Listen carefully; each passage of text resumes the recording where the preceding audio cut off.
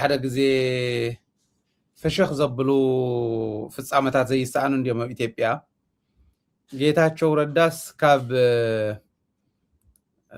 ኢንግላንድ ካብ ዝተመለሰሉ ግዜ ጀሚሩ ኣደስኪልዎ እዩ ዘሎ ዝብል መረዳእታ ይበፅሓና እሞ ብደንብ ክንምርምር ሞኪርና ኣደስኪልዎ ማለት ኦልሬዲ ሊሚቴሽን ኣቐሚጡሉ ኣሎ ሙሉእ ስርሑ ንኸይሰርሕ ገይርዎ ኣሎ ትምድስካል ሙሉእ እንተኮይኑ ከዓ ሙሉእ ብሙሉእ ናይ ገዛ እሱር ዝዓይነቱ እዚኣ ኮንካ ከፈል ስኢልካ ትሽመት ሓዞ ግን ስራሕ ኣይትሰርሕን ማለት እዩ ከምኡ ዝዓይነቱ ኮይኑ ኣሎ ጌታቸው ረዳ ዝብል መረዳእታ ምስ ረኸብና ኩሉ ግዜ ከም እንገብሮ ደደቢት ሚድያ ናብ ምርመራ ኢና ኣቲና ናብ ኢንቨስቲጌሽን እናኣቲና ጌታቸው ኣብ ሸራተን ኣብ ሓንቲ ፀግዒ ኮርሚ ኢሉ ምስኪናይ ሞባይሉ እናቐጥቀጠ ከም ዝውዕል ሓቢሮምና ካብኡ ግን ብተወሳኺ ኣብ ምዕራብ ትግራይ ተወሪሩ ንክትሓዝ መሳርሒ ኮይኑ የግልግል ዘሎ ደመቀ ዘውዱ ጌታቸው ረዳ ዝበሃል ናብ ምዕራብ ትግራይ ከይመፅእ ከም ዘኽልከሎ ጌታቸው ዝበሃል በዓል ስልጣን ሒዝኩም ጌታቸው ዘለዎ ቡድን እውን ናብ ምዕራብ ትግራይ እንተሰዲድኩም ኣነ በቃ ኣኺለ ኣለኹ ዝዓይነቱ ኮምፕሌን ከም ዘቕረበ ኣብ መንጎ ጌታቸውን ደመቀን ሓያል ፍጥጥ ጀሚሩ ከም ዘሎ ነንባዕሎም እዚኦም ክልቲኦም ተጋሪኦም ጌታቸውን ደመቀን ተጋሪኦም ኣብ መንጎ ክልተ ተጋሩ ሓያል ፍጥጥ ከም ዘሎ ሓቢሮምና እሞ ኣብዚ ደረጃ እዚዩ ክኣትዉ ከለዉ ክልቲኦም ርግፅታ ናይ ጌታቸው ድሕሪ ናይ አልጀዚራ ኢንተርቪው እያ ድሕሪኡ እንታይ ተፈጠረ ብሱሩ ኸ እቲ መጀመርያ ትሒዝና ደደቢት ሚድያ ንብሎ ዝነበርና ናይ ባንዳ ህዝቡ ዝኸድዕ ማለት እዩ ፀረ ህዝቡ ዝተሰለፈ ማለት እዩ ባንዳ ናይ ባንዳ መወዳእታ ወይ መቃብር እዩ ወይ ከዓ እስር ቤት እዩ ንብሎ ዝነበርና ብተግባር ክንሪኦ ክኢልና ኣለና እሞ ናልባሽ መምሃር ደኾን ይኾን ነቶም ካልኦት ገና ዕርዮም ዘይበንደዱ ዕርዮም ብዙሕ ጥፋኣት ዘየጥፍኡ ክምለሱ ዝኽእሉ ንክምለሱ ምክንያት ደኾን ይኾኖም እምበር ጌታቸው ንሱ ከም ዝወፅሖ ቀዲምና እውን ንፈልጦ ነገር እዩ ነይሩ ማለት እዩ ለዚ ደስ ኪሉ ኣሎ ኣብ ሸራተን ይውዕል ኣሎ ናብ ቢሮ ቀደሙ እውን ስራሕ ከምኡ ዝበሃል ናይ ምብራቅ ኣፍሪካ ኣማኻሪ ዝበሃል ስራሕ ስለ ዝነበረ ኢትዮጵያ ኣይኮነን ደሞዝ ሃበን ንክብሎ ከሎ ስራሕ ሒዝካ ንዓ ኢልዎ ክትሰርሕ እንተኾንካ እውን ትግራይን ኤርትራን ከመይ ገይረ ክደቑሰን ከም ዝኽእል ብደንቢ ጌርካ ክተፅንዕ ብደንቢ ጌርካ ከተማኽር ሒዝካ ንዓ ተባሂሉ ንሳ ሒዙ ይኸይዱ ነይሩ ቀደማ እውን ዝነበረት ኣይኮነትን ማለት እየ ሕጂ ግን ሓያል ፅልኢ ኣብ ልዕሊ ጌታቸው ኣሎ ኣብ ናይ ኦሮሞ ይኹን ኣብ ናይ ኣምሓራ ይኹን ኣብ ናይ ዝኾነ ይኹን ኢትዮጵያዊ ሕልና ማለት ኢና ጌታቸው ናብ ምድስካል ኣትዩ ኣሎ ብፍላይ ከዓ ነንባዕሎም ምስ ደመቀ ምዃኑ ብጣዕሚ ይገርም ደመቀ እውን ትግራዋይ እቲ እውን ትግራዋይ ቅድሚ ንስኻ መኻድካ ኣቦኡ ናይ ደመቀ ከምዚ ኢሎም ነይሮም ዝብል ንተመልከትና ንርኢ ደመቀ ወዳይ ምዃኑ ነገረካ ኣለኹ ካልእ እንተጠየቅካኒ ድፈልጣ ወላ ሕጂ ትኹን ብሓልነኽ ፈራኸ ኮንኩ ንወደይ እንተ ድያ ልሙዖ ድዩ እንተ ድያ ጥፍኦ ድዩ እንተ ሓቂ ድያ ኣኺዶ ድዩ እንተ ሓሰት ድያ ኺዱ ህመኽሎ ነይሩ ኣበይ ኮይነ ምኽረኹ ኣበይ ንርከቦ ብዓይነይ ይዘውሮኒ ይደሊ እምበር ብረኸብክዎ ብምኸርክዎ ንዓታ هاي عنجوا ما نيرايلهم أذكراتهم ما بلغتها عنجوا عند لغتها يقولوا أصاب بلهم أريم بلو إسراب بلهم تراخنا زمانات يتعنجوا على يدي أداني بتين نخل بلا بلو نعين عنجوا خب لغتها إلى أن لقيت أسلم كذا يتبع أبو حاس تقرأي وتقرأي يلو يزلعني يفتوني هيفتون تايلون وعلو هسأل لي أنت تايلون وعلو حجون تقرأي جم دوالي بابو تقرأي بدو تقرأي ጭው ዝበለ ትግራዋይ ደመቀውን ማለት ሕዚ ጭው ዝበለ ተጋሪኦም እዚ ዝገብሩ ዘለዉ መፃወቲ ኣብይ ኣሕመድ ኮይኖም ዝኔው እሞ እስኪ ሓሳብ ሃበለው እዚዩ ሚኪ ኣነ ግንስ ብሓደ ተዝፀምዶም ሲ እንታይ ኮን ውጢት ምረኸቡ እንድየ ኢለ ክጅምር ደለ እዞም ክልተ ኣዛበ ፀሚድዎም እንዲ ነይሩ ዝፀመዶም እኮ ምዕራብ ትግራይ ኣምሓራይ እምበር ትግራዋይ ኣይኮነን ህዝቡ እውን ንጎንደር እምበር ንሽረ ኸይዱ ገዛ ሰሪሑ ይፈልጥን ትግራዋይ መፂኡ ከመሓድረን ኣይኽእልን ቃፍታ ኣብ ጨረቃ ድያስ ኣብ ወለጋ ዘይፈልጥ ሰብ መፂኡ የመሓድራን ኣብዚኣ ፈለኽ ከይብሉ ኣነ ይቅበሎምን ንስኹም ከይትቕበልዎም ተባሂሎም ተስማዕሚዖም ክልተ ወጣጡ እንትፋረዱ ከይሕረዱ ዝበሃል ምስል ኣሎ كلتيهم بدلت تግራይኦም ትግራይ ዝኸድዑ እዮም ከፋረዱ ከለው ትግራይ ምዕራብ ትግራይ ቆሪፅና ንዓዲ ሃገር ንሃብ ዝብል ከም ዝነበረ በተግባር ንርኢና ኢና ክብለካ ደለ ኣጽልስ ብጣዕሚ ኣይ እቲ ናይ ጌታቸው እቲ ዝገርም ነገር ሲ እስካብ ሒዝስ ዘይተኣሰረ እያ ዝገርመኒ ዘሎ ኣብ ዓለም ሙሉእ ወፂኻ ብኣልጀዚራ ሲ ኣብ ትግራይ ጀኖሳይድ ከም ተፈጸመ ኣዋጅ ሂብካ ግን ተደናጊር እኳ ድዩስ ወይ ከዓ ንፈሪሕካ እሞ ኣብይ ኣሕመድ እቲ ጀኖሳይድ ፈፂምዎ ስማ ኣነ በዓል ሞያ ሕጊ ስለ ዝኾንኩ ከመይ ገይረኹም ክምልስ መን ይመርሖ ነይሩ ኣብይ ኣሕመድ እሞ እቲ ጀኖሳይድ ተፈፂሙ ዳ እንድሕር መሪሕዎ ዳ ኤኒዌይ ሶ እዚ ኣትሊስት እቲ ፅቡቕነቱ ጌታቸው መቸም ብፃድቃን እንዲ ሸይጣን ናብ ርእሶም ፅኢሉ እምበር ጌታቸው ሓቂ ንምዝራብ ኣብ መቐለስ ምቹት እያ ነይራ ንኡ እዛ ውስክሻት እናወሰደ ኣብዛ መቐለ መሐሸቶ ነይራ ዋላ ስራሕ ዓቕሜሲ ኢለ እሞ ግደፉኒ ተዝብሎም ኣብኣ ውፅኡ ኢሉ ኣብ ትግራይ ከቢሩ ምተቐመጠ ነይሩ ማንም ሰብ ምተንከፎ ነይሩ ሰሒዝታይ መፅኡ ኢለ ይመስለካስ ፅባሕ ንጎ ካብ ተኣሲሩ ዝሳቐ ዋላ እታ ንስኻ ዘምፀኻይ ሓሳብ ክቕበላ ዶ ኢለስ ናብ ሓሳብ መፅኦም ማለት እዩ ኣብ መቐለ ይምፃእ እሞ ይቕረይ ተሓቲቱ ህዝቢ ትግራይ እንድሕር ህዝቢ እንድሕር ተቐቢልዎ መጨረሽኡ ዝቕፅዓ መቕፃዕቲ በግባቡ በቲ ስርዓት በቲ ዘሎ ሕጊ ግን ካብ መፃወቲ ፀላእትና ዝኸውን ከም ሓደ ትግራዋይ ኣደ ትግራወይቱን ከይትሓዝን ያው እዚ ክብል ይደሊ ግን እታ ቪድዮ ዘርእኻያ ናይ ደመቀ ዘውዱ ኣቦ ፅንሕ ዝበለት እያ ርእየ እያ ነይረ ኣነ እውን 2013 እዩ ዝወፀ እዚኡ 2013 ብትኽክል ያ ሶ ኣነ ኣመርኩን ነይረ ሓደ እውን ኣብዚ ኮመንት ኢሉ ፅሒፉ ርአ እንድየስ ኣይኮነን ትግራዋይ ኣይኮነን ገለ ይብል ነይሩስ ኣነ እውን ኣመርኩ ቀደም ግን ኣብ ቪድዮ ንሳብ ስራይ ኩቲ ቀደም ስለቐዋ ድምፂ ወያነ ደንጊፀ ሓቀይ ኣነ ኣምሓራ እዩ ይመስለኒ ነይሩ ግንስ ትግራዋይ ኮንካ ምስ ህዝብካ ክትዝለፍ ተለካ ምስ ህዝብካ ትቃለስ ተለካ ብጣዕሚ ከመይ ዘጥመልካ ይመስለካ ሃይላዓወይ እና እዚኣቶም ናይ መጨረሻ ናይ ግዝያዊ ረብሓታት ንስልጣንን ንከብዶምን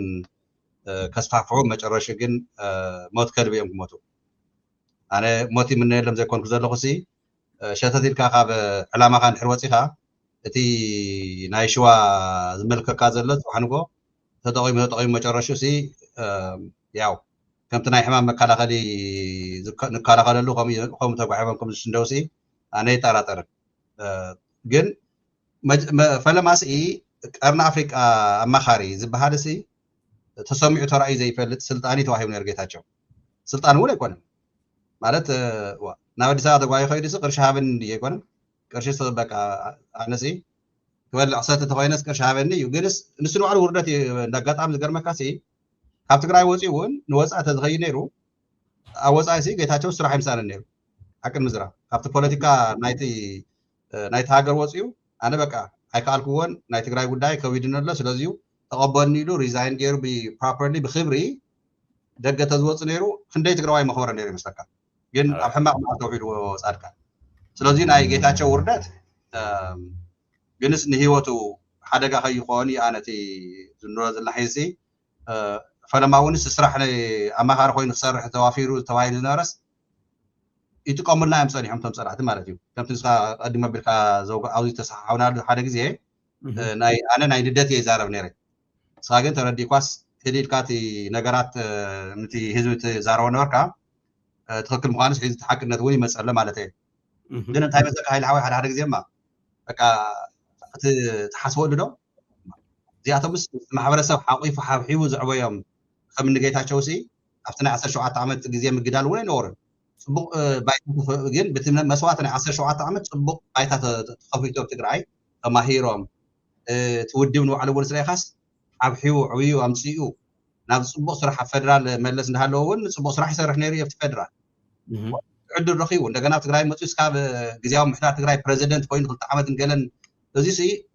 ካብ 10 ገለ ሚልዮን ሲ ተወሰኑ ሰባት ዝረኽብዎ ዕድል እያ እዚ ዕድል ረኺብካ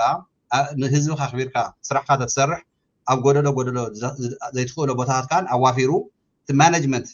ንእሽተይ ናይ ማኔጅመንት ስታይል ሒዙ ተዘዋፍር ነይሩ ትግራይ ሲ ኣነ ኣይጠራጠርን ንቐፃሊ ناي تግራይ ፕሬዚደንት ምትሓረ ነይሩ ብሕወሓት ወንሱ ትዕቲ ዓብይ ፖቴንሻል ዕድል ዝነበሮ ጌታቸው ንማንም ሰብ ኮምፕሌን ገይሩ ክሕልፋ ይኽእል ባዕሉ እዩ ንጻድቃን እናሰምዐ ናይ ሸይጣን ዕላማ ዝሓዘ ጻድቃን መጨረሹ ዘግይድ ወዲቁ ናይ ደመቀ ዘውዱ ናይ ግዜ ጉዳይ እዩ ምዕራብ ትግራይ ተቋፂርዋ ክነብረ ይኽእል ስለዚ ናይ ዚያቶም ዝገርመካስ ናይ ዚያቶም መወዳእታ እስር ቤት እውን ኣይመስለኒ ናይ ዚያቶም መወዳእታ ኣነ ሕማቕ ኣይምነን ግን መወዳእቱ ግን ጽቡቕ መንፈስ ከም ዘይህልወስ ፍሉጥና ትዝገርም ነገር ግንስ ትዝወልቲ እና ጠርጠረ ዝመፀ እንዲያው ንስኻት ኣይተው ነርካስ ኣብ ናይ አልጀዚራ ኢንተርቪውስ ናብ ዓዲ ተመሪሱስ ንህይወቱስ ከይ ጉዳይ ኢልካ ምትሕሳብ ምትሓነካ ሶታ መጉዳእትካ ሒዚ ሰላሕታ እያ ናይ ሸዋ ካይዳ ሰላሕታ ቀስናበሉ ሒዚ ተን ስራሕቲ ተዋሂብዎ ነበረ ኣይ ኣብታ ሸረተን ሆቴል ኩን ኣብ መዓልቲ ሓንቲ ባድካ እናሃብና ስተይ ካብ አንድ ዓዲ ግን ኣይትንቀሳቐስ እንድሕር ተባሂሉ ፅዋዕ ንጎ ከንታ እዩ ኢና ሪሕቶ خكليو ጌታቸው ከም ዝበልካዮ ዘይሰርሐሉ ሌጋሲ ክረክብ ዝነበረ ብስሩን ረኺብዎ እውን ነይሩ እዩ ሰኣነ ጠቃቅማ ሸኩሉ ትህረፍ ናይ ስልጣን አሸኩሉ ወንበር ምንም ዘይሰርሐሉ ዓብይ ዝና ዓብይ ሽም ዓብይ እምነት ረኺቡ ነይሩ ጌታቸው ይገርመካ ብናይ ሕወሓት ስራሕቲ እዩ ክንዱ ዝኣክል ተሸሊሙ ነይሩ ጌታቸው ታመልሓስ ሒዙ ትዕግስቲ ዝተወሰነ ገዚኡ እንተዝኸውን ነይሩ ንሕወሓት እውን መሸወዶም ነይሩ ከምታ ዝበልካያ ማእተወ ነይሩ መተመረፀ ነይሩ ኣቦ ወንበር ሕወሓት ክኾን ነይሩ the next ኣቦ ወንበር ናይ ሕወሓት ክኸውን ነይሩ እዩ ብርግፀኝነት ግን ክልተ ሰባት ከመሳሰል ከለኹ ዚሲ ክልተ ከምዚ ጌርና ሓደ ክልተ ሰለስተ ዝኾና ፕሮግራማት ሰሪሕና ነይርና ደርግን ናይ ሕዝብ ብልጽግናን ዘመሳሰልናሉ ጌታቸውን አብይ አሕመድን ዘመሳሰልናሉ ይርከብዎ ጌታቸውን አብይ አሕመድን ከመይ የመሳሰለ ይመስለካ አብይ አሕመድ ኢማጂን ሕዚ አብይ አሕመድ 100 ቢሊዮን ወዲ ኣብ ትግራይ ኢሉ ባዕሉ ብዝገለጸ ይዝብለካ ኣለኹ ኣብ ኣኼባ ቶም ኦሮሞ ፖለቲከኛታት ዝነገሩና 100 ቢሊዮን ወዲ እንተ ኮይኑ ኣብ ትግራይ 100 ቢሊዮንስ ናይ ኩለን ዘዋታት ርእሰ ከተማ ናይ ማይ ሽግር ሙሉእ መፈትሕ ነይሩ ክንዱ ዝኣክል ኢንቨስት ገይሩ ንትግራይ ማይ ዘይምፅልኩም ከም ዘይገበርልኩም ሕወሓት ትበሃል ውድብ እናበለና ፀረፈ ፕሮጀክት ተሰርሕ ኩናት ሓያል ኩናት ንሱ ነይሩ بتكبر بقى حوحات رأخو ترأخو نير إهزبي كواردنا نير ناي مجرشا عبي تنقل كون زنبرا نسي أبي أحمد بسمت أزنبرا شوف جواري غاية أبارلما كندوز أكل تقبلوا على هزبتكراي دحرز تو السنة وارح فليت قوة هزبي جغننتو كسورلو جغننتو خطفا اللو موكيرو ندرجس تواجي عشان يفوي يفلتن ندوم عقنا هلنا مس حوسنا زي أنت نري على والله تبيهاز من يجنزم يسفلقو أصلاً تين سبات بس مين مقلاتشين كفل درك ساعدتهم يعني درك جونتاهم للاهم هاي متقن عرفوتها اسك أصلاً سبات درس تبيلف عنديت كتما عنديت زون يني يميلو አልነበረው ጠንካራን ይባሉ ያም አድርጎ ያከ ተመልከት አነ ምናልባሽ ተጋደል ተዝሉን የረመው ጽቦቅ ነው ግን ናቱ ኺኢሉስ አይ ቲንክ 76 ኒር ይመስለኒ ተቀይሕኻ ኸብ ዝበሃል ዘመቻ ንኤርትራ ኸይድ ዝሓገዘሉ ነይሩ ቅድሚ 77 ይብለካሉ ዳሓሩን ድሕሪ 77 ውን ተሓጋጊዞም እዮም ግን 77 من تاكلنا من قديلنا وقصوا ونعي تنكروا غير يفلطني بلاك الله قد مسوا عن شوعتن قد مسوا عن شوعتن جن بزحات اوبريشنات تخايدهم بزحات وقعات تخايدهم يوم درجي قد ملايو ايديو سلازنورت تحمسو يهابا سلازنور زحمسو كالوتون سلازنور مسز بخوي نزياتهم مسعالي ايو تتغرالاي ناب درجاتيو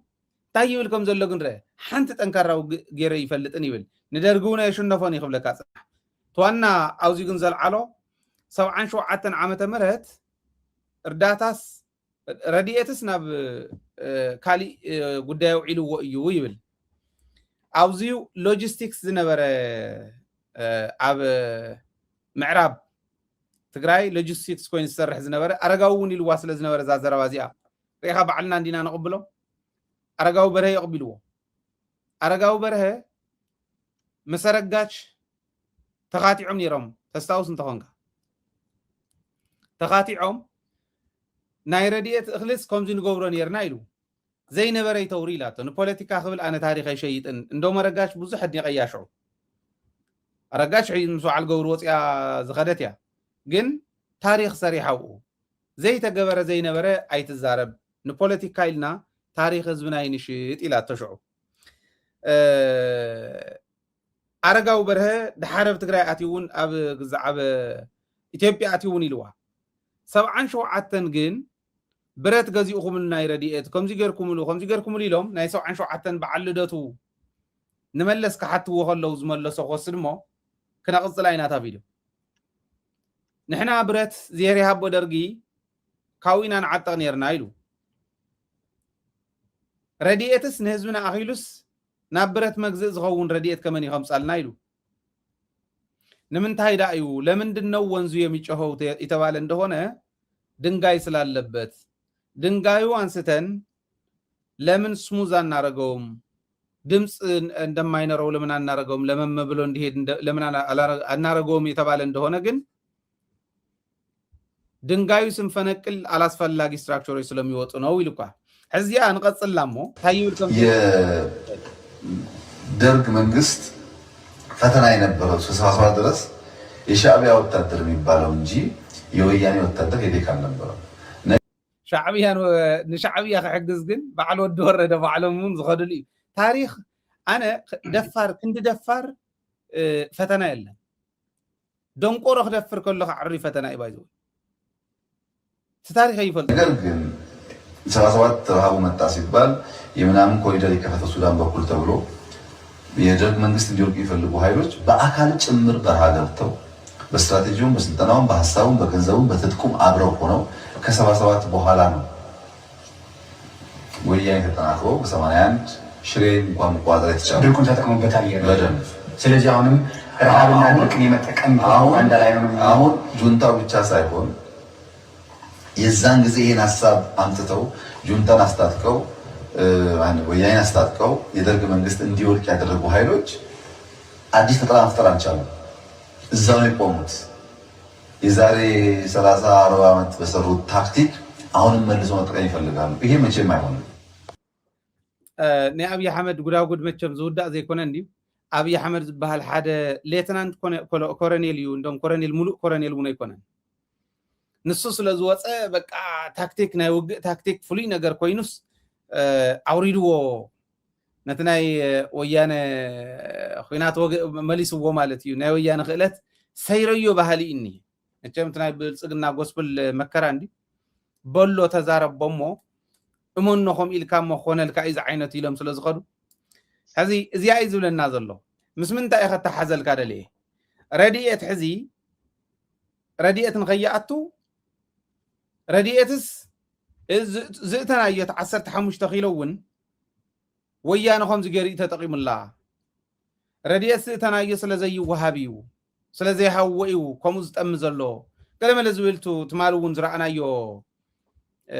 70% ሂብና ኢና ብስሩ ኣብኡ መደብቲ ስለዘይምድቡ ወሃብቲ ስለዘይህቡ እምበር 70% ተብፂሕና ኢና ዝበልዎ ከምቲ ሕዚ ዝብልዎ ዝነበሩ እንዳሓሰቡ ከም ዝነበሩ ኣብቲ ሕሉፍ የርእየኒ ማለት እዩ 70% ኣይኮነን ኢልና ንሕና ተጋሩ ምዝራብና ኣይኮነን 70% ኣይኮነት 3% ኢኹም ኣምፂኹም ኢሉ ኦቻ በዓሉ መሊሱሉ ኣሎ ኦቻ መሊሱሉ ኣሎ 3% መፅአን እንተኮይነ ንሕሰቦ ሓደ ሰብ ሓንቲ ባኒ እንተሃልያትካስ ነቲ ሓንቲ ባኒ ኣብ 100 ቆሪፅካ ስተን 3 ምብላዕ ማለት እዩ 3 ኩላሶ እውን ኣይትኾንን ሓንቲ ባኒ ባዕላ እውን ከምኡ ኣይትኾን ብርግፅ ግን እንታይ ይብሉ ከም ዘለዉ ብደንብ ንክንሪኦም ምእንታን እዩ እዚዩ ምስቱ ሕዚ እዚ ወዲ እዚዩ ናይ ሓደጋ ስጋኣት ኮሚሽነር ናይ ኢትዮጵያ ኣብ ትግራይ ናይ ጥሜት ሓደጋ ስለ ዝበፅሐ ናይ ጥሜት ሓደጋ ሂብና ስለ ዝኾንና 70% ኢሎም ርኢኻ ለጉሞም ከጥፍኡኻ ክደልዩ ከለዉ ንሕና ሂብና ስለ ዝኾንና أقباب زي بلو نحنا زينا ما أغلو رديت كجبر زدل سبن تحليو بحق حتى تكغل اللو ويبلك الله بليلا بكل يلو تحت زلتا نسات راح نوصرمو كومشنو يرقاف تري بالاك قربበት ናይ ትግራይ ኮሚሽን ናይ ሓደጋ ስጋት ኮሚሽን ማለት የድጋፍ ጥሪ ባላክ ቀረበበት በማህበራዊ ሚዲያ አማራጮች በቡድንም ሆነ በተናጠል የሚደረጉ የድጋፍ ማሰባሰብ ዘመቻ የአሰራር ስርዓትን የጣሱ ህገወጥ አካሄዶች መሆናቸውን ጠቅሰዋል ይብለካል ሰባይዚዩ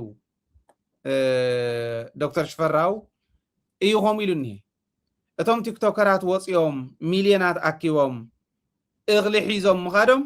አግባብ ይውሉን ይብል ታውዲ ቆርበትን ዓጽምን ተጣዊቁ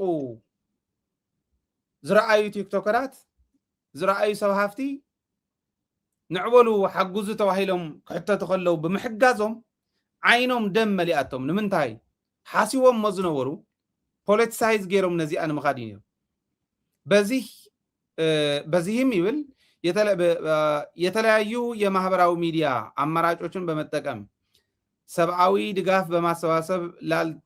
ላልተገባ ዓላማ እያዋሉ የሚገኙ አካላት ከድርጊታቸው ሊቆጠቡ እንደሚገባ ማሳስቧል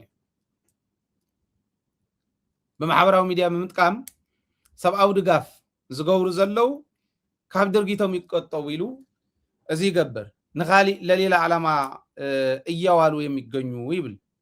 እንታይ ዝበሃል ዕላማ እዮም ናብ ምንታይ ዝበሃል ዕላማ እዮም ውዒሎሞ ንሕፃጽ ይኸደሎ ንርኢ ኣለና ሰብ ሃፍቲ ዝተደድዎውን ከይዶም ነቶም ቆርበቶምን ዓጽሞምን ተጣበቀ ወለዲ ከመይ ገይሮም ተሸኪሞም የብልዕዎም የስትይዎም ከም ዘለው ዞም ቆልዑ ንርኢ ኣለና ነዚኣቶም እውን ናብ ሓደጋ ንምእታው ነቶም ሰብኣዊ ሕልና ዘለዎም ናብ ሓደጋ ንምእታው ንዓቶም ንምብዳህ ከምዚ ዝበለ ናይ እንስሳ ዓይነት ልቦና ዘለዎ ሰብ ከምዚ ኢሉ ወፂ ይዛረብ ልክዕ ከምዚኦም ዝገብርዎም ነይሮም 77 እውን ሽዑ ዝነበሩ ማለት እዩ ፍርቅና ይተወለድና ሽዑ ዝነበረ ጥሜት ክረድኡ ዝኽእሉ ሰባት እውን ከይመፁ ከምዛ ሕዚ ሰብኣይ እዚ ዝገብራ ዘሎ ከምዛ ሕዚ ኣብይ ኣሕመድ ዝገብራ ዘሎ ብርግፅ ናይ ኣብይ ኣሕመድ ፌስ እዩ ከማዮም ዝገብሩ ነይሮም ማለት እዩ ሎሙ ዘሎ ክትሪኡ ከለኹም ኣብቲ ሕሉፍ ዝነበረና ፀገም ከመይ ገይሮም ሓሊፎም ሒዞምና ከም ዝነበሩ ብግልፂ ክትሪእዎ ክትግምግምዎ ትኽእሉ ኢኹም 77 ከምዚ ወፂሕዎም በኣል ህዝብና ረድኤት ንህብ ነርና ደርጉ እኮ ይህብ ነይሩ ይበሃል ከምዛ ናይ ሕዚ ማለት እያ 15 ኪሎ ዘይቕቀል እኽሊ ኣምፂኦም ንሳ እውን ኣብ ገለገለ ካምፕታት ተሪፋ እያ እሞ ከዓ ብኣካል እናረኣዮም እንዳሃለወስ ዝረድእ ሰብ ተረኺቡስ ዝረድእ ሰብ ከይረድእ ኢሉ ምኻዱ ክንደይናይ ዝኣክል ማሕለኻ ምዃኑን ህይወት ንህልውና እዚ ናይ ኢትዮጵያውያን ጉዕዞ ብደንቢ ክንርኢ ከነስተውዕል ይግባአና ዝብል ነቕምጥ ኣይ ቲንክ ምዝያ ተኸይድ ሓንቲ ቪድዮ ኦዲዮ እውን ኣላትና ንሳ ክንመለሳ ኢና ኣብዚ ዘለካ ሓሳብ ክተቕምጥ ተኸታተልቲ መደብና እውን ክትኣቱ ትኽእሉ ኢኹም ብርግፅ ብዘይ ሰዓትና ኢና ኣቲና ቅድም ኢልና ካሊእ ሾው ስለ ዘሎ እዩ ግን ኣትይኹም ሓሳብ ክትህቡ ትደልዩ ኣብ ታሕቲ ኣቕሚጠልኩም ኣለኹ ሊንክ ክትኣቱ ትኽእሉ ኢኹም ሚክቐፅል ግርም ሞታ ናይ ኣብይ ኣሕመድ ዝበላ ፈለማ ሕወሓት ንደርጊ ስዒሮ ይፈልጥን ወዘተ ዝበላሲ ቅድሚ ኢሃደግ ምቕያሮም ኣነ እኳ እቲ ታሪክ ዝፈልጦሲ ኣብ ሽረና ዝሰለኽለኻስ ኮረክሽን ክትገብረኒ ኢኻ ድሓን ግን ኣነ እኳ ኣነ ዝፈልጦ በቲ ታሪክ ሲ ናይ ደርጊ ኣከባቢ 35 ሽሕ ዝኸውን ሰራዊት ብ8,000 ኣከባቢ ክርቢትን ሽዑ ዝነበረ ተጋዳላይን ከም እተደምሰሰ ሓደ ታሪክ ኣሎ ተሰርሐ ኣነ እኳ ኣነ 81 ዓመተ ምህረት በ80 ዓመተ ምህረት 80 እስከ 81 ባለው ተጠናክሮ ቲፒኤልኤፍ ያኔ ሽሬ እንኳን መቆጣጠር የቻለው ያኔ ነው ይብለካ ዘሎ ናይ 604 ኮር ክድምሰስ ከሎ ማለት እዩ ሕዚ ደርጊ ንጽድቂ ኢለ ይኮነን ከይዱልና እኮ ኢትዮጵያ ንጽድቂ ኢለ ይኮነን ገዲፍዋ ደርጊ ወያነ ስዒርዎ ይኸይዱ ሃተውተው እንዲዩ ሃተውተው ኸር ኢለ እምበር መንግስቲ ኃይለማርያም እንታይ ዝምባብዌ ዝእቱ ነይሩ ልከያ ካሊእ ታሪክ ካ እንታይ ኣሎሲ ደርጊ ንሻዕብያ ናይ መጨረሻ ወፍሪ ዘበገሶ ነይሩ ክድምስስ ኢሉ ኣብ ሳሕል ከይዶም ብዙሓት ተቃሊሶምውን ንደርጊ ንሻዕብያ ሓጊዞም ኣካባቢ 16000 ዝኾኑ ናይ ትግራይ ሽዑ ተዋጋእቲ ከይደም ከም ተዋግኡና ደርጊ ውነው ጠዋዋዕ ከም ዝበለት ወፍሪ እዚ እውን ኣሎ እዩ 10000 እዮም ከይዶም ይዝብል ምስካሊ ተሓወሰት ስለ ዝኾነት እምበር ናይ እዚኣ እውን ብደንብ ብመርትዖ ኮነልና ምእንታን ናይ ገብረ ጻድቃን ዝኣብነት ተለመደ በዞም ጽንፈኛታት ኣምሓራት ተለመደ ኣሎ ህወሓት ኣምሓራ ጸላእየ ኢላ ማኒፌስቶ ይብል ሓንቲ ሰከንድ እውን ህወሓትን ተጋዳላይ ህወሓትን ህዝቢ ኣምሓራ ጸላእየ ኢሎ ይፈልጥን ኳዳኣስ ንዝተማረኹ ተኸናኺኑ ናብ ዝለዓለ ደረጃ ሪኦሞ ናብ ዘይፈልጡ ስልጣን ኣምፂኡ ተመሊሶም ዝጭፍጭፍዎ ንምሩኻት ዝከናኸን ህዝቢ ንምሩኻት ዝከናኸን ውድብ እዩ ባዕሉ ስነ ልቦና ናይ ህዝቢ ትግራይ ከምኡ ይፈቅድ ክንደይ መሓሩ ተጋደልቲ ኣብ ህወሓት እንዳተጋደሉ እንተለው ባዕሉ ጭቆነ ኣምሓራይ እውን ብዛዕባ ህወሓት ዓላማ እንዳገለጸ እንተሎ ሰኣን ንሕና ተደጋጋሚ ነተሓሶት ክንቃልዕ ዘይምኽኣልና ከም ልሙድ ይኾን ኣሎ ብግልጽ እኮ እዩ ዝሕሶ በቃ በድባባይ ይሕሶ ሻዕብያ እውን ንፈልጦ ታሪክ ኣሎ ንቓልሲ ህዝቢ ኤርትራ ህዝቢ ትግራይን ህወሓትን ብመትከል ደጊፎሞ 5 ብርጌድ ልኢኹ እንተሎ ህወሓት ንሶም ግን 200 ሰብ ዘይመልእ ኣምፂኦም ክጉረዱ ይውዕሉ ሕዘ ናይቲ ሶሻል ሚድያ ተሪኢኹሞ ኣዲስ ኣበባ ዘእተናዮም ሽረ ዘእተናዮም ከምዚ እዩ ደቂ ስውኣት ቅድሚ ኩሉ ትኩረት ትገብሩ ዘለኩም ነዚ ከም ዝበለ ሓሶት ዝተማሃርኩም ኢኹም ኩሉ እውን መሃይም ኣይኮነን ዘይፍርም ኣይኮነን ብዙሕ ዝተማሃረ ወዲ ስቡእ ኣሎ ነዚ ሓሶታት ምቅላዕ ግንባር ቀደም ኮይና ክንጋደል ኢና ክትብሉ እውን ኣለኩም ብዚ ሰላሕታ ወራር ኣብ ቀይሕ ኮኸብ 5 ብርጌድ 10000 ዝኾን ሰራዊት ካብ ጉድጓድ ዘድሐኖም ህዝቢ ኤርትራ ባዕሉ ዋላ ተቃሊሱ ተዓወት ግን ኣብ ፀበብኦም ዝኾኖም ተጋዳላይ ህወሓት 220 መፅኦም ኣዲስ ኣበባ ኣቲና ይብሉ ሓሶቲ ትደጋገም ሓቂ መስሎ ገለ ጽንፈኛ ኣምሓራውን ንዑ ይደግሙ ገለ ዝተደናገሩ ውሕዳት ተጋሩውን ዞም ባንዳታት ክሓቲ ንዑ ክደግሙ ይረአዮ በእትዮም መን ይዘእቱ ህዝቢ ትግራይ ብቕልጹሙ ተዓዊቱ እኳ ደኣስ ከይጠፍኡ ክደራደሩ ከለዉ ነቲ ህዝባዊ ግንባር ዝበሃሉ ነጀኹም ጽንዑ ከም ጎቦ ህበይ ኣብ ጎቦ ሰፊርኩም ኣይትዕወቱን ምስ ህዝብኹም ተቓለሲሉ ዘእመኖም ዘረድኦም ድፍኢት ዝገበረሎም ውድብ እዩ ንኹርዕሉ ታሪክ እዩ ዘም ከምዚኦም ዝበሉ ዝተዛብዑ ታሪኻት ኣብ ምቅላስ ኣብ ምእራም ኣርኣያ ኮይና ክንጋደል ኣለና ክትብሉ ኣለኹ 10000 ሰራዊት ይኸይዱ 5 ብርጌድ እዮም ከይዶም እቲኦም 220 እዮም መፅኦም ብርግፅ ምድግጋፍ እዩ ፀገም የብሉን ናይ ቁፅሪ ግን ተቁፅሩ እውን ታንጅብል ጽባቕትያ ናይ ኣነ ክሮስ ገይረ ቸገራ ኣለኹ ታዝበልካያ ግን ኣብኡ ገብረ ጻድቅ ዝበለማ 220 ኢሉ እኳ ኣሎ ኣነ እውን ከምዮም ኣብኢኖምና ነይሮም ንሕና ተወሳኺና ዘይንፈልጦ ሲ ንሕወሓት ንሕና ኢና ሓንጊርና ኣዲስ ኣበባ ኣቲና እያ እዩ ነይሩ ትዛረባ ናብ ካሊእ ከይትወግዕ እምበር እዚኣ እውን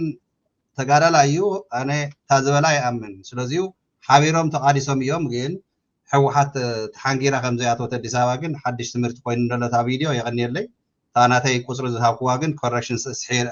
ብሓፂሩ ግን እንታይ ከዓ ደስ ኢሉኒ ገብረ ጻድቅ ዝበላሲ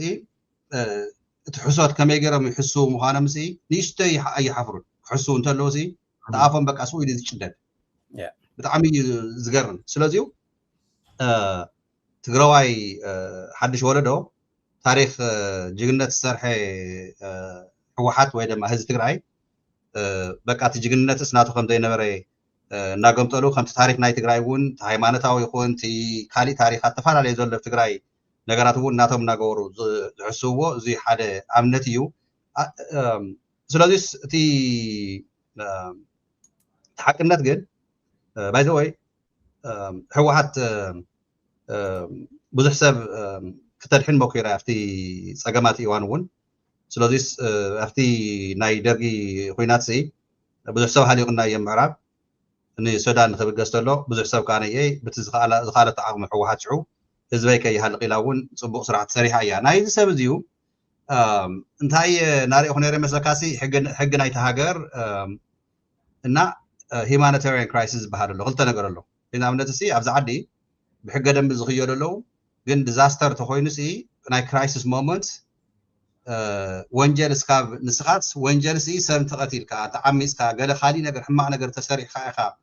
መንግስቲ ብመንግስቲ ደረጃ ገደፎም ብፌደራል ዋላ ብናይ ሎኮል ናይ አካባቢ ዘሎ መንግስቲ ውስ ወንጀል እዩ ዝይሉ ንኣኻ ክቃወመካ ሲ ሕማቅ ነገር ተሰሪሕካ እምበር ህዝብና ሞተ ንስኻ ሲ ሻማሻማ ኢልካ ገንዘብ አዋፂኻ ሕሩጭ ገዚእኻ ወሲድካ ንህዝቢ ንዝመውት ዘሎ ብጥሜት ወዓል ሕደር እንተይልካዮ ሲ በብመዓቱ ሰብ እናሞተ ፊኖ ሕሩጭ ተፈላለየ ሕሩጭ ወሲድካ ንምሃብስ እንታይም ዝገብሩ ዘለው እዚኣቶም ናይ ፕሮክላሜሽን ናምበር 111-3-20 ዝብል እኒካ ሕጊ ናይቲ ሃገር ዝኾነ ውልቀ ሰብ ይኹን ኦርጋናይዜሽን ሲ ገንዘብ ክእክብ እንተኮይኑ ንዝኾነ ሓገዛት ንዝኾነ ነገር ንምውፃእ መጀመርታ ክትምዝገበለካ እያታ ሕጊ ሒዝ ዘምፅዋ ዘለዎ እዚኣ ንዚኣ እዮም ዛ ኩላ ግን ጨካናት ምዃኖም ኣብዚ እንታይ ዘርእየካ ሃይለ ኤርትራውያን እውን ኣነ ዘመስገንዎም እንታይ ይመስለካ ሰብ ኮይንካ ጥራይ ምሕሳብ እዩ ዘድሊ ኢሎም ሓደ ኤርትራውያን ቪድዮ ለቂቆም ገንዘብ እውን ይሕግዙ ኣለዉ የዋፅኡ ኣለዉ ንሕና ሲ ናይ ዜግነት ናይ መንነት ኣይኮና ንሓትት ዘለና ኣብዚ ሰዓት እዩ ናይ ህዝቢ ትግራይ ንሪኦ ዘለና ኣብዚ ደረጃ ዝበፅሐሉ ህዝቢ ንሕና ብስሩ ከም ሰብ ኣይንቕበሎን ስለዚ በብዓቕምና ንሓግዝ ህዝቢ ትግራይ እናበሉ ኣብ ፌስቡክ ኣብ ቲክቶክ ኣብ ናተይ ኣሎ ንኣብነት እዛ ጓራያ ትበሃል ህዝቢ ትግራይ 51 ጥሙእ እዩ ለማኒ እዩ ገለ እናበለት ዘቋሸሸቶ ንኣ ግብረ መልሲ ዝሃበት ሓንቲ ኤርትራዊት ኣላ ንኣብነት ንሕና ሲ ጎረቤትና ኢኹም ንኣኺ ግን ቤተሰብኩ እዮም ህዝብኹ እዩ ንሕና ግን ከምዚ ጭካነ ርኢና ኣይንፈልጥን ኢላ ልክዕ ኣነ ጌራታ ስለዚ እንታይ ክብለካ ደልየ ጎራብቲ ዋላ ኣምሓሩ እውን ቲክቶከራት መፁ እዮም መፍትሓገ ዘለው እዮም ይሕግዙ ዘለው እዮም ኣምሓሩ እውን ኤርትራውያን ሓፈሻ እውን ስለዚሁ እዚ ክራይሲስ ሞመንት እንዳሃለወ ህዝቢ ትግራይ ሒዙ እውን ብሰላሕታ ንምቕታል ዘይሓንኩ ዘይሓፍሩ ነገር ግን መናእሰይ ኣብ ስርቂ ኣይኮነን ዘለው ኣብ ምጭርባር ኣይኮነን ዘለው ኣብ ምኽታር ኣይኮነን ዘለው ኣብ ምዕዋል ኣይኮነን ዘለው ማለት እዚኦም መናእሰይ ህፃውንቲ ቆልዑ ሲ ንሪኦም ኣለና ኢና እቲ ሕሩጭ ባዕሎም እውን ይሽከምዎ ኣለዉ ኣነ ሃይል ካብቲ ምውፃእ ዝገረምን ዝሰርሕዎ ዘለዎማ ባዕሎም ተሸኪሞም ሲ ናብ ቸንዳታት እናኣተዉ ንዞም ብጥሜት ነብሶም ተዓፃፂፎም ዝኔው ነብሶም ሰላም እናበሉ እናደረዙ ክትሪኦም እንተለካ ኣብቲ ባይታ ወሪዶም ከፍ ኢሎም ክዛተዩ ክትሪኦም እንተለካ እዙይ ማለት እዩ እቲ ሂማኒታርያን ናይ ሂማኒቲ ኣብ ኣተሓሳስባኻስ ከም ሰብ ምሕሳብን ሰብ ኮይንካ ልዕሊ ሰብ ዘይምሕሳብን ኣብዞም መናእሰይ እዚኦም ዝረአየ እዚኦም ሲ ብዓለም ዝሽለሙ እዮም ብናይ ሂማኒታርያን ባይዘወይ ኣብዚዩ ናይ ብልፅግና መንግስቲ ንስትለይ ካብ ሰብ ተፈጢሮም ናይ ሰብ ኣተሓሳስባ እንድሕረልይዎም ዋይ ንሕወሓት ክፀልዋ ይኽእሉ እዮም ሕወሓት በቃ ኣንፃርና እያ ንሕና ስልጣንና ትደራደረና እያ ኢሎም ክወቕስዋ ይኽእሉ እዮም ከም ውድብ ንሕወሓት ማለት እዩ ንዚ ህዝቢ ግን ከምዚ ዓይነት ጭካኔ ሒዙ እውን ዝርእዩ ዘለዉ እንታይ ይመፀለ ይመስለካ ከይትና ኮናታ ስኬጅዋልና እውን ሓፃር ስለዝኾነት እዞም ጨካናት እዚኣቶም ምስ እዚኦም ዝስለፉ ዘለዉ ተጋሩ ግን ነቶም ጨካናት ዝበለፀ ጨካናት ምዃኖም ቶምናትና ቶም ደምና ቶም ተጋሩ ምስ እዚኦም ምስላፎም ኣነ ካብ ኩሉ ንሃቶም ይዘሕዝነኒ ንሃቶም እዩ ብጣዕሚ ማለትስ ከምቲ ዝበልኳሲ ሰብ ጥራይ ኢኻ ክትከውን ዘለካ እምበር ናይ መንነት ዜጋ መን ምዃንካ እውንስ ኣየድለም ዝኾነ ዓለም ሰብ ኣነ ኣብ ዝኾነ ጎደናታት ኣሜሪካ ሃይልሓወይ ተሸገረ ሰብ ዝረአየ ጠጠው ኣቢሎም መኪኖኦም እዮም ዝሕግዙኻ ኣብ ዝኾነ ዓለም ሲ ሂማኒታርያን ክራይሲስ ዝመፀሉስ ብመንግስቲ ደረጃ እዚ ክልጠፍ ተሎ እንዲያውስ እዚዩ ኣስተርጉምና ናብ እንግሊዝኛ ከመይ ዓይነት ጨካናት ምዃኖም ንህዝቢ ትግራይ ከመይ ጨኪኖም ልኾም ዘለዉ ክነጋውሖ ኣይ ቲንክ ኣድላይ ይመስለኒና ጭካኔና ጭካነ ዝመርኦ እዩ እዚኣቶም ከዓ ነየ ህዝብና ብጥይት 7 ሃገር ሒዞም መፅኦም ከጥፍኡና ህዝብና ቀኒሶም ግን ከጥፍኡና ሙሉእ ሙሉእ ስለዘይከኣሉ ሒዚ ከዓ ብሰላሕታዊ ህዝብና ብጥሜትን ሰንኪ መድሓኒትን ሰንኪ ናብ መረበቶም ምምላስን እናሳቀዩ ይውድእዎ ኣለዉ ማለት እዩ ኣነ እንደውም እታ ቪድዮ ናይ ሽፈራው እንተንሰምዓ ደስ ክብለኒ እዩ ምክንያቱ ትህነጊ ዝብል ይገርመካ ከምቶም ወጣጡ ዝበሎም ጌታቸው የአብን ወጣጤዎች ይሊጽውዕም ነሩ ነዞም ናይ አብን ትህነግ እዮም ዝብልዋ ትህነግ እንተትኾነልና በትንሶም ዝሓስብዎ ትህነግ ማለት የትግራይ ህዝብ ነፃነት ግንባር ማለት ነው ከምኡ ንምባል ናጽነት ህዝብ ትግራይ ዘረጋግጽ ወደ ሓንኩም እንተትብሎም ነራ ከምኡ እንተትሓስብ ሕወሓት ደስ መበለኒ ሰብኣይ እዚ ክንድግዛዕ ዝኾን ሽማግለ ሰብኣይ ኣብ ኢህደግ ኣብ ትሕቲ ኢህደግ ኮይኑ እንዳሰርሐ ዝነበረ ብቃልሲ ህዝቢ ትግራይ ናብ ደረጃ ዝበፅሐ ከመይ ዓይነት እንስሳነት ምዃኑ ናይ ቆውዕ ብዕራይ ዝፍክር ዘሎ እዩ ዝመስለካ እናተጋህተፈ ክዛረብ ከሎ ጥር 2017 ጀምሮ እስካሁን እስካለንበት ታኅሳስ 2018 ድረስ ወደ 2 ሚሊዮን ኩንታል የሚጠጋ እህል ተሰራጭቷል።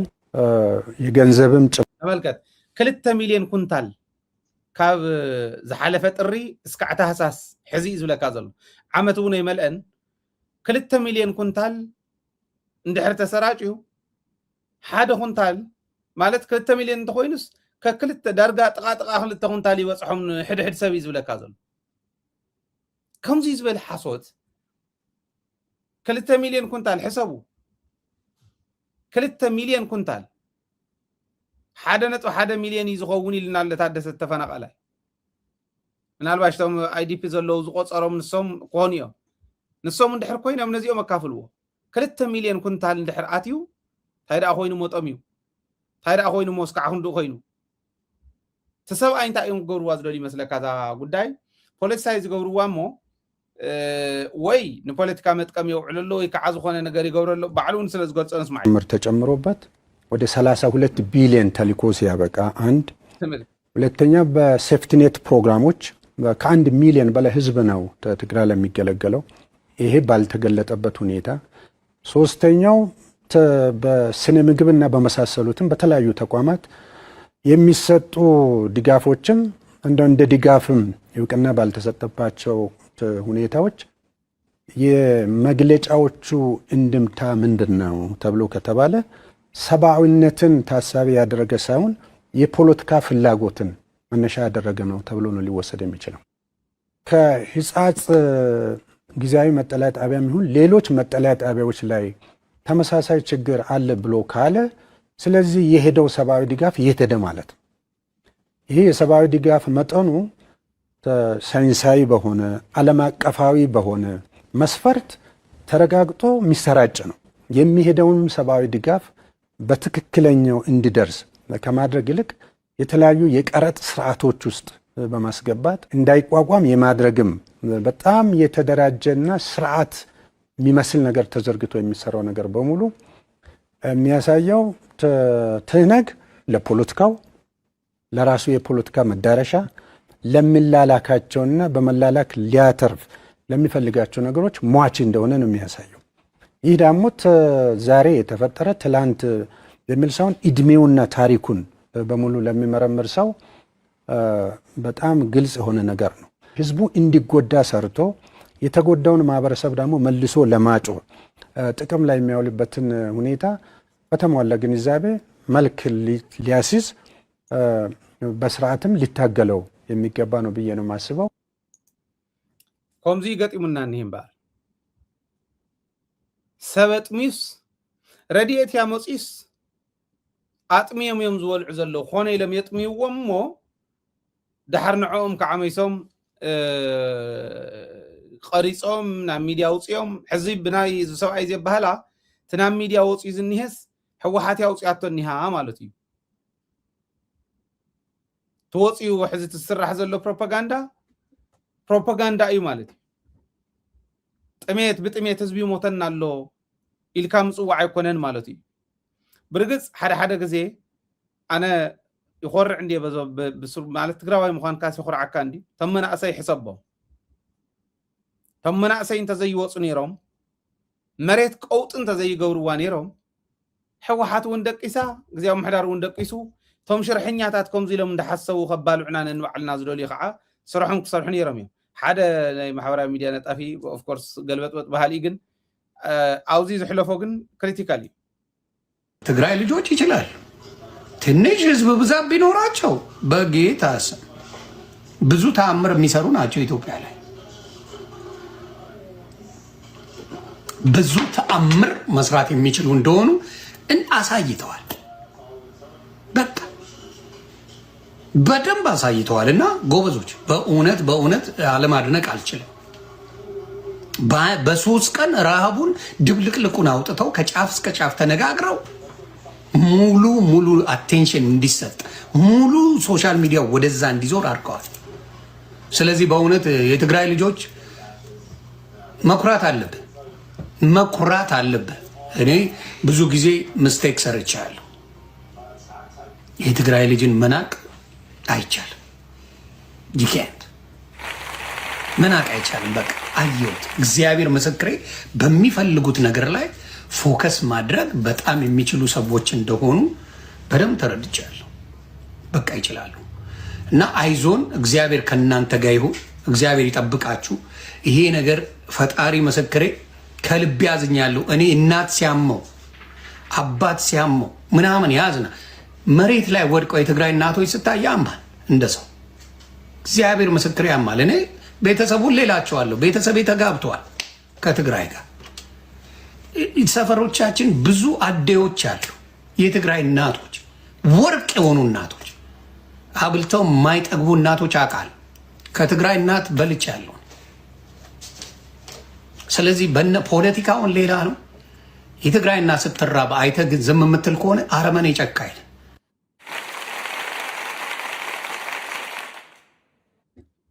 ጽቡቅ መልእኽቲ ይሕሊፉ ሓቅን ምዝራብ ማለት ተቆልዓ ካብቲ ናፍቲ ዝኸይድ ስለ ዝኾነ ብዙሕ ሰብ ሲሪየስሊ ኤክስፔክት ዘይገብሮ ክእል እዩ። እታ መልእኽቲ ግን ብጣዕሚ ብስልቲ እያ። በቲ ሓደ ገፅ ናይ ትግራይ ህዝቢ ምንዓቕ ይከኣልን ሓቁ እዩ። እቶም መናእሰይ 3 መናእሰይ እዮም ዓለም ኩሉ ነቐኒቖሞ። ድሓር ሪኢኻ ኣብ ማሕበራዊ ሚድያ ነጠፍቲ ስለ ዝኾኑ እሞ ድሕሪ ኢሎም በዓል ኣዶናይ ስለ ዝተወሰኹ እሞ ሚልዮናት ስለ ዝወፀ ኦኬ ልዕሊ 10 ሚልዮን 10 ገለ ሚልዮን እዮም ሒዞም ከይዶም በዓል ኣዶናይ እውን ካልኦቶም እውን ኣብ ትግራይ ዘለዉ ኾነው ካልኦት ዘለዉ ኾነው ቲክቶክ ድዩ ካሊእ ድዩ ሰብ ሃፍቲ እውን ቤተ ክርስቲያን እንተይተረፈ ትማልስ ኣጋጣሚ ኮይኑ ናይ ርእሰ ኣድባራት ወገዳማት ኣክሱም ጽዮን ማርያም ኣመሓዳሪ ረኺበዮም ነይረ 500,000 እዮም ሒዞም ከይዶም ኣክሱም ጽዮን ቤተ ክርስቲያናት እንተይተረፈ ሒዘን ከይደን ናይ ማእኸላይ ዞባ ብጠቕላላ ናብ ሕፃፅ ዝኸደ ብዝርዝር ክነቕርበልኩም ኢና ሎማዓንቲ እውን ዞባታት እውን ከምኡ ይተሓጋገዘሉ እቲ ህዝቢ ሚድያታትና ከምኡ ክብላ ከለዋ ኣክቲቪስታት ከምኡ ክብሉ ከለዉ ንዓ እዩ ብሶሻል ሚድያ ሓገዝ ምትእኽኻብስ ነውሪ ኢሎም እንታይ ኢተዎም ኣብ ትግራይ ዝተኣኻኸብ ገንዘብ ኣንቱም ሰብ ሓሲብካ ዲኻ ገንዘብ ዋፂኹም ሰደታትኩም ኣቦታትኩም ከይተድሕኑ ኢሉ ክዛረብ ዝኽእል ሓላፊ ወፂ ክዛረብ ከሎ ክንደይናይ ዝኣክል ክንመውት ይደሊና ምዃኖም መፂኦም ብረት ሒዞም መፂኦም ምቕታሎም ጥራሕተ ይኮነስ ብሰላም ንወዳእ እዩ ኢልካዮም እውን ብሰላም ከውድኡኻ ዘይኽእሉ ተሓጊ ከም ድላዮም ገይሮም ዘስተኻኽልዋ ስለ ዝኾኑ ዝቀያይሩዋ ስለ ዝኾነት ቀያይሮም ናፍቲ ነቢሎምስ ማሕበራዊ ሚድያ ወፂስ ኮይኑ ነጊድስ ኮይኑ ዘብልዕ እንተሃሊ ነጊድካ ኣቦኻ ነዲኻን ከይተብልዕ ዝብል ሕጊ እውን ከውፅልና ክእሉ እዮም እስካዕኹን ድኦም ከይዶም እኒኦም ሓንቲ ኦድዮላ ክንሪኣ ኢና ኣብኡ ንሃለና ኣብዚ ግን ዝረኣኽዋ ኣነ እንታይ ይመስለካ ሕጂ እውን ናህና ስንፍና እዩ ኢትዮጵያ ትበሃል ዓዲ ካብ ርእሰይ ወፅያትለ እያ ዝብል እስከዚ ተጋሩ እንተኾንኩም ዝኾነ ምልክት ሃው ሓደ ፀሓፉ ክንርኢ ኢትዮጵያ ወፅያትለ እያ ኣብስሩ ኢትዮጵያ ትበሃል ግልፅ ኢሉ ዝርኢ መራሒ እንተርኤ ድሕሪ ሕዚ ንዕኡ ይድግፍን ዝብል እንተሃልዩ ሓደ ይፅሓፍ ኣነ ብግልፂ ይዛረብ ዘለኹ ህለኸ ኣይኮነን ማለት ንደት እውን ኣይኮነን ከምኡ ጌርና ስለ ዘይወፃና እዩ ደፊርና ስለ ዘይከድና እዩ ዲፕሎማት ስኢና ይኮንና ዓለም ሙሉእ ከምቶም ኣብ ማሕበራዊ ሚድያ ቀጥ ዘበልዋ ነዛ ናይ ረድኤት እዚኣ 3-4 ቆልዑ ኮይኖም ዝጀመርዋ መራሕትና እኹል ዝኾነ ናይ ኣምባሳደር ሊስት እኒሄ ተጋሩ ዓለም ክእምኑ ዝኽእሉ ወይለ ኣብ ዩናይትድ ኔሽን ዝሰርሑ ዝነበሩ ሰባት ናታቶም ታሪክ ትማልያ እከለ ዝበሃል ንሃና ይሰርሕ ነይሩ ሙሳኹም እንዳበልና ዝሰራሕና ኣሎ ይነበረ እንዲ ምሁራን የለውን ድዮም ازيو يردأني يو صيلك بحدا معلت زي كون خون جن مجمريا أب حلنا ياتوص تازيت دليا أب حلنا ياتسرح تات دليا تقرأي تبها لها جرب رؤوس زي سرح بزح يخونه ريال الله هوزي وانتري وتسر بلوز الله لازم مجمريا أوزيو نسرح حياتها تقرأي كاوزي نوص أياتها إثيوبيا تبهال كم زيهم زولو خافت كم تزرعهم رديئة محبراو ميديا وصيس انت واصي على محبراو ميديا تتقيمه حد زفر سي نقبر طرح امبر عواصي نزلو وسن توسخ كل انتاي تو مسل كوي نتقراواي كوصح خلو ግን مسل زبحال يلن حق منقس زبحال يسرحن قوريصكا موصع كافت ኢትዮጵያውነት زبحال ካብ ሕብረተሰብ ይጅምር ህዝብን ተአሚኑ ሕወሓት ታሪኻ ህዝብ ዳሚጽ አትኸይድ ውድብ ስለዝኾነት ህዝብን ተአሚኑ ናይ ግድን ሕወሓት አሚና ክትከይድ ያ ኦፍኮርስ ቀዲማ ክትመርሕ ነይርዋ ኤክስፔክቴሽን ንሱ እዩ ክገብሩ ወለዎም ግን ሃገረ ትግራይ ትበሃል ኣብ ሕልናና እንተሃኒጽናያ ንድሕሪ ዝምለስ የለ ከምኡ ስለዝሃነጽ እኮ ኣይሃይሉ ዝኸርተ ዝብል ካሊእ ተኣምር የብሉ ክንዳይ ኣብቲ ሶሻል ሚድያ ዝፅረፍ ሰብ የለ ሃመት ከለይ ስለዝፈልጥዋ እዮም ሓይሎም ማሕበራዊ ሚድያ كند هايلن كند ددبيت نبدا اب تግራይ كعفتا مريت تفتو تخكلኛ متكل زيلقق حزب كع زخبر يله يامن يفلط ايز تخاو حزباونته زوص حيلي خصرفن نوري سرحي يسرحيا تلوخو سايا نعقمون كومي مورالنا بدن بصنعنا جن هاجره تግራይ تبهال ساعه مسرت تريرنا خنقالس كنكللنا نمبر حزس كم تسمعها يا تمالي سب ايزيو بويان زمصي سب زخونه ማለት فقرا غرغار تولد زنبرت حاكم كتولد حاكم كتونن ولاده حاكم كون زغبره قالسي اتنا ويان قالس ማለት ናይ ትግራይ قالس ማለት ሞጀሊ خنقس زوعل زنبره ሞጀሊ خيهلو ሞጀሊ ዝبሃል حمام كيهلو زغبر حاكم تمرامراي كتونن كتولد زغبره قالس زب تግራይ نزيوم رديت ኳስ رديت ተንቆርበተንን عصمنن تطاويق زرعهم ندتات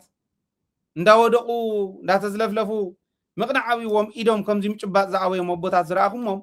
ነዚኦምስ ኣብ ፌስቡክ ኩም ኣብ ቲክቶክ ሄድኩም ዋጽኹም ንምንታይ ብላዕኹሞም ያታዘረው እዚ ሕወሓትነት የብላ ካሊ የብላ ትግራዋይነትን እዮም ጸሊዮም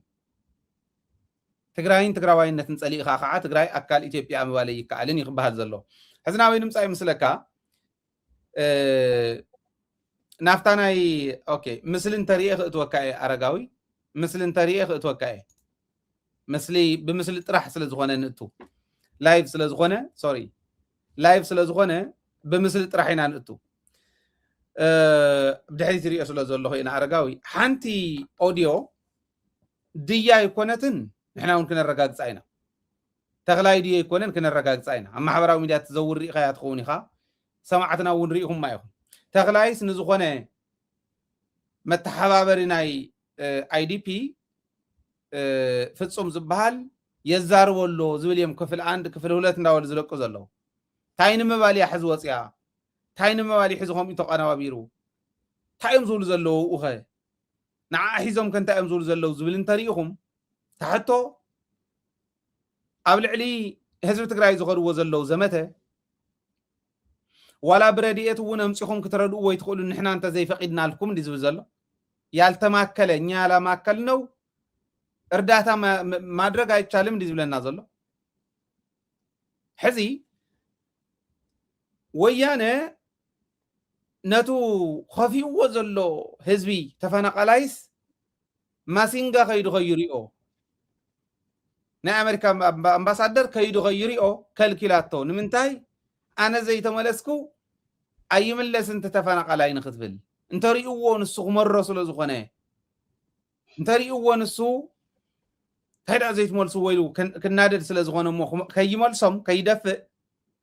كم كي يقبر يا مسينغاس تخلاي كالكيلو يا تا بروباغندا سيلا ركاق ديا دورها سحرات وصان ديا نسمع أيام محاورنا هلو صوت بيسمعل አሁን ይሰማል ተክላይ እንዴት ነህ መልካም እግዚአብሔር ይመስገን እንዴት ነህ አለን ያው ከገብሬ ጋር ተነጋግረናል ጠዋትም አንተንም አገኛለሁ ወደ በኋላ ብዬ ነበር አሁን ደወልክ በአጋጣሚ በቃ ማውራት እንችላለን። አሁን ገና ከስብሰባ ወጣሁኝ። ብዙ ስብሰባ ነው። መልካም።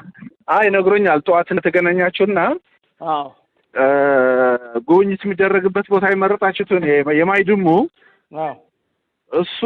መታየት የሚገባ ቦታ አይደለም። ምን መሰለህ የታሰበው ተክላይ እሱን ዋና እንደውም እሱ ነው መታየት አለበት። አላማው ምን መሰለህ እኛ ያሰብነው እኛ ምን መሰለህ ያሰብነው እንዲያየውና ዋና በቃ በዋናነት መፍትሄ የሚባለው መመለስ አለባቸው የሚለውን ለማሳየት ነው። አንደኛ እሱ ነው የመረጥነው ተክላይ ወደ ሀገራቸው ወደ መጡበት ሀገራቸው በሰላም ይመለሱ የሚለውን ሜሴጅ ለማሳየት ነው እሱ ቦታ የተፈለገው። አይዲፒ የሚባለው በቃ ወደ ቤታቸው መግባት አለባቸው። ወደ ምዕራብ ትግራይ ወደ ኦሪጂናል መኖሪያቸው መመለስ ነው ያለባቸው። እዚህ መኖር የለባቸውም ነው መልእክቱ። ገብቶሃል አይደለ? አምባሳደሩ እንደዚህ እንዲል ነው እኛ የምንፈልገው። ትርጉም የለውም ነው የምልህ ያለሁት። እንዴ ኧረ ተክሌ አሁን እኔ እንደዚህ አይነት ስህተት የምሰራ ሰው ነኝ እንዴ?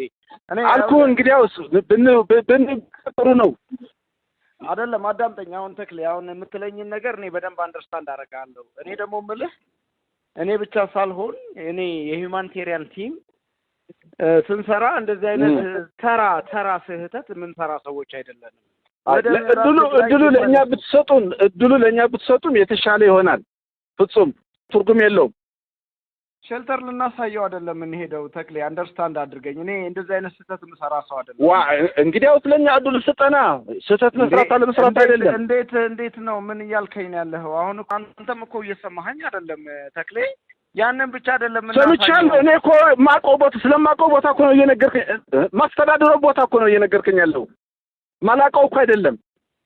እኔ ከርቀት የምከታተለው እኮ አይደለሁም። አይ ነው ተክሌ እንዴ ይሄማ ስራህ ነው በደንብ ታውቀዋለህ። ታዲያ ያለውን ቁጥር ጭምር ልነግርህ እችላለሁ። ፍረስዋት ይሁን ሌላኛው አይዲፒ ያለበት ቦታ ይሁን እንዳልከው ማይዱም 19 እኔ እኮ ሂውማኒቴሪያን ነኝ ተክሌ። እኔ ነገርኩህ እኮ። ታዲያ ወደ ሸልተር መውሰዱ ምን ተክሌ አትንገረኛ። ስራዬን እኮ እየነገርከኝ ነው እንዴ? የምሰራውን ማቅሰው ነኝ እኮ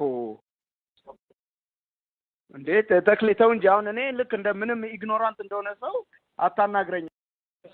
አሁን እኮ እኔ መንገድ ላይ ነኝ ያለሁት እያልኩ ያለሁትም አድምጠኝ ፍጹም። አንደኛ ነገር የጋራ ውይይትም አለን አልኩ። ደብረጽዮንም እየመጣ ነው፣ አማኑኤልም እየመጣ ነው፣ ሌሎችም ተጨምረን እየመጣን ነው ያለነው። ከሱ ጋር ውይይት አለን። እኔ አንተ ይኸውልህ ያልገባህን ነገር በአካል ስመጣ አስረዳሃለሁ። እንግዲያውስ እኛ እንምረጠው ቦታውን። መልካም ተረድቻለሁ። ካልሆነ በራሳችን አዳምጠኝ። ከሁመራ እስከ አብዱራፊ፣ ከሽሬ እስከ ዛላምበሳ፣ አዲግራት፣ አድዋ፣ አብያ አዲ በለው እያንዳንዷን አይዲፒ ማፕ ያደረኩት እኔ ነኝ። እማላቃት አንዲት ዲቴይል የለችም ስለ ትግራይ። በዚህ አልስማማም። ነገም አልስማማም። እኛ አልመረጥነውም። ወደ ሸልተር ነው እየሄድክ ያለው ትክክል አይደለም ብዬ ደግሞ ነግረዋለሁ። ችግር የለውም። መብትህ ነው። የፈለከው መናገር ትችላለህ። መልካም በቃ ይኸውልህ ቆይ እንደዚህ መልካም ብላ ጨርስም። ይኸውልህ ታዲያ ተክላይ ይሄ ሌላ ነገር ነው። ይሄ ያንተም ይሄ መልእክቱ ሌላ ነው የሚያስተላልፍልኝ ለእኔም ጭምር። ስለዚህ ትክክል አይሆንም፣ አልቀበለውም። ወደዛም ሄድም በቃ እንደዛ ነው ልልህ የምችለው። ስንት ሰዓት ነው አንተ የምትገባው ሽሬ? መንገድ ላይ ነኝ ያለሁት። ስንት ሰዓት ትገባለህ ንገረኝ። እዛ 12 እደርሳለሁ። መድረሻ 12 መድረሻ ነው። ይኸው 4 ሰዓትም ግባ 5 ሰዓት ላይ እመጣለሁ፣ አገኘሃለሁ። ተክሌ አንድ ነገር ልንገርህ፣ ስለ ትግራይ የሚያመኝ ሰው ነኝ። ደህና እኔ በዛ ወደ ግምገማ አልገባም። ፍጹም አይደለም። አንድ ነገር የግምገማ ጉዳይ የለኝም። አዳምጠኝ። ከአንተ በላይ ምናምን ማለት አያስፈልግም ብዬ ነው። አዳምጠኝ። ብቸኛ ምግብ ወደ ትግራይ የማስገባ የነበርኩት እኔ ነኝ። ስለ ትግራይ ያመኛል። ስለዚህ ይኸውልህ ተክሌ የምነግርህን የምትሰማኝ ከሆነ እንደ ወንድም ነው የምነግርህ። የእኛን ስትራቴጂ እናውቀዋለን፣ እኛ ምን እንደምንሰራ። እውነት ነው፣ ያውቁታል ምን እንደሚሰሩ። ሪኻ ታ ፖለቲካ ቀላል እያ። ከምኡ ክሰርሑ ከለው ካብ ምምሕዳር ትግራይ ንላዕልስ ኣነ እየ ዝፈልጦ ናይ ትግራይ ጉዳይ ኣነ እየ ማፍ ገይረዮ እንዲ ዝብል ዘሎ እንታይ ይብል ኣሎ ይመስለካ ሕድሕድና አይዲፒ ኣብ ውሽጢ አይዲፒ ዝስራሕ ዝነበረ ሴራ ዝሰርሐ ሰብ እዩ ሰብ እዚ ጉድለት ኣለዎም ደየብሎምን ብዘየግድስ ምምሕዳር ክፅውዖ ከሎ ንማሲንጋ ግን እንታይ ክብሎ ከም ዘለዎ ብባዕሉ እንታይ ክብሎ ከም ዘለዎ ብተፈናቀልቲ እንታይ ክብሎ ከም ዘለዎ ብነበርቲ ዝፈልጥ ትምምሕዳር እምበር ኣብ አይዲፒ ዘሎ ናይ አይዲፒ መተሓባበር ኣይኮነን ዝፈልጥ ክንደይናይ ዝኣክል ይሕምሱ ከም ዝነበሩ ኣትዮም እዩ ዘርእየና ክንደይናይ ዝኣክል ይሕምዝቑ ከም ዝነበሩ ኣትዮም እዩ ዘርእየና ግን ሕጂ እውን እንተኾነ ትምምሕዳርስ ክልሙኖ ኣይኮነን ዘለዎ ክልሙኖ ኣይነበረን እንታይ ከዛርቡ ከም ዘለዎም እዚኣቶም ሪኻ ዓደ ክትመውት ኣቦ ክመውትስ ኣቦ ብምማት ወደ ብምማታት ዝርከብ ፖለቲካ የለን ሰው ናይ ደንቆሮ ፖለቲካ ሓደ ሓደ ይብል እንዲ ቆትልዎም ደልዮም ክውድእዎም ደልዮም እንታይ ከመሓድሩ ምስ መን ክነብሩ ወለዶም ደይኮኑን ደቆም ደይኮኑን ቶም ዝሞቱ ዘለው ሓደ ሓደ ዝገርመካ እዩ ከምኡ ክብሉ ከለው እዚኣቶም تا بوليتيكا عيتر دعني صيلا لايتيا بتعمي صحير كات توصا تنكوليا زود زي ما مللي منتس ببخبابيكم ببتسنور لزلهم خبابي اوصو تواهيلو نتم اي دي بي حديثهم منير بعد زياتهم زكنا باور وينير ابشر زلس نايشر مللي منت يوصمو كملس كلو نمعراب تግራይ واسغاد اودي شرن دي خاخ بحال فايدا خوصلو እዩ فايدا ዝبحال بتا زوصخايا ናይ ቀበሌ خاناي ገሊአት ወጽሳውን ምሽረ ክትተሓዝ ምስ ዓድዋ ክትተሓዝ ምስ ኣክሱም ክትተሓዝ ምስ መቐለ ምስ ማይጮ ክትተሓዝ ማለት ተረፈ መሬት ተፈናቂሉሉ ዝመፀ ኣይነበርካ እንዳተባሃለ ክንጸግ ይረጋገጽ ብፋይዳ ይረጋገጽ መታወቂያ እንዳተባሃለ ፋይዳ ስቂሉ ሕዝ ዝመፀ ይመስሎ እዚኦም ንኽስርሑ ኣየናይ ከጉብንዩ ኣለዎም ኣየናይ ከጉብንዩ የብሎምን ዝፈልጡ ቶም መሓደርቲ እዮም